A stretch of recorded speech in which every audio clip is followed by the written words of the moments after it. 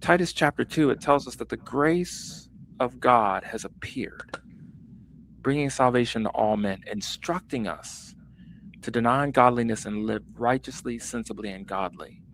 So it is the grace, the saving grace of God that has appeared to men. That is Christ, right? And so understanding that there is no shame in relapse, particularly if you are a believer in Christ, that God understands the weakness of men, and that's not a bad thing.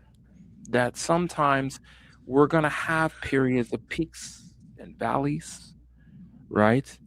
And the most important thing is that you understand that you ought to, from the grace that you have given by Christ, that gracing yourself, realizing that's okay. You haven't taken a step back. Matter of fact, I tell counselees this. You know, it's not like a board game, right? When you make a mistake, you go back to the first square on the board. That's not how this works, right? Um, um, God, God does not seek perfection because you can't supply that by your activity. You're going to fail.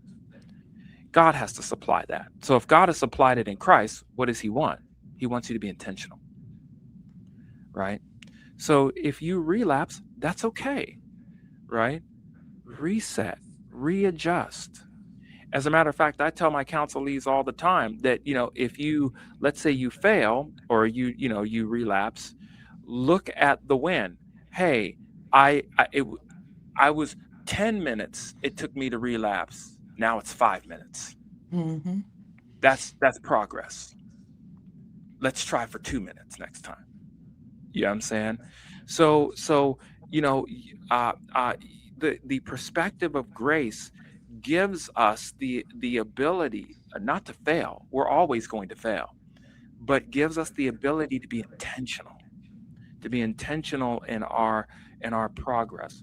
Another thing too is one of the things that is interesting again is um, feelings and emotions are not bad. And one of the books that I think is fantastic for this is the Psalms. The Psalms are a collection of prayers, but they are a collection of prayers that are written with raw emotion, raw grief, raw promise, but raw tears. Sometimes